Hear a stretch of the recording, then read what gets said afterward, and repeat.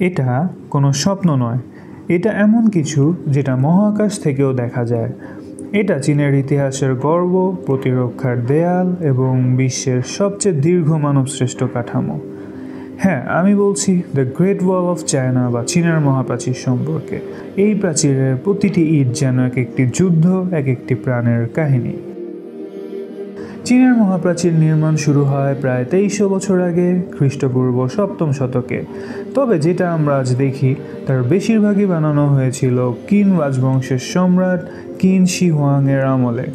তিনি চেয়েছিলেন তার সাম্রাজ্যকে উত্তরের যাযাবর আক্রমণ থেকে রক্ষা করতে। তাই তিনি আদেশ দেন বিভিন্ন ছোট ছোট দেয়ালগুলিকে একত্র করে বিশাল এক সুরক্ষা দেয়াল বানাতে।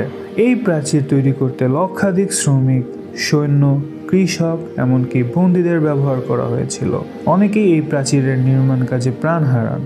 তাই একে অনেকে বলেন দ্য লংগেস্ট গ্রেভইয়ার্ড অন আর্থ। চীনের মহাপ্রাচীরের দৈর্ঘ্য প্রায় 21,000 কিলোমিটার। হ্যাঁ, ঠিক শুনেছেন, এটি চাঁদের চারপাশ ঘুরে আসার পথে কয়েক গুণ যেতে পারত। এর প্রস্থ এতটাই যে একসাথে 5টি ঘোড়ার গাড়ি চলে যেতে পারত।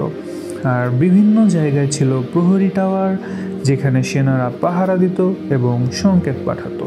একসময় বলা হতো great wall is the only man made object visible from space. কিন্তু বাস্তবতা হলো মহাকাশ থেকে খালি চোখে এটি দেখা যায় না, কারণ এটা প্রাকৃতিক ভূখণ্ডের সাথে মিশে যায়। তবুও কম অরবিট স্যাটেলাইট থেকে কিংবা নিখুঁত আবহাওয়ায় হালকা করে তা বোঝা যায়। সদা প্রস্তুত থাকার জন্য বানানো হলেও মহাপ্রাচীর সবসময় আক্রমণ ঠেকাতে পারেনি।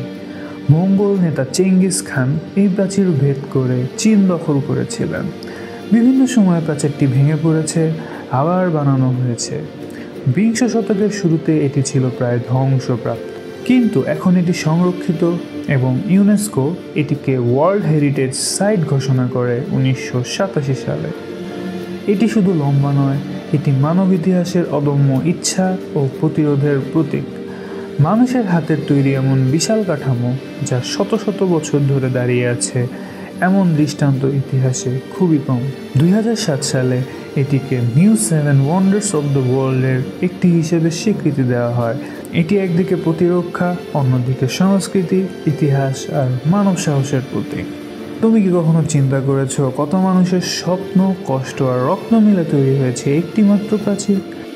তোমার যদি এই ভিডিওটি ভালো লেগে থাকে তাহলে অবশ্যই আলস মহারাজ চ্যানেলকে সাবস্ক্রাইব করো, লাইক করো, শেয়ার করো তোমার বন্ধুদের সাথে, যারা জানতে চায় পৃথিবীর গোপন ইতিহাস, বিস্ময় আর অলৌকিক নির্মাণের কাহিনী।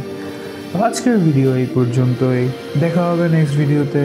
ততদিন পর্যন্ত ভালো থাকবেন, সুস্থ থাকবেন। আল্লাহ হাফেজ।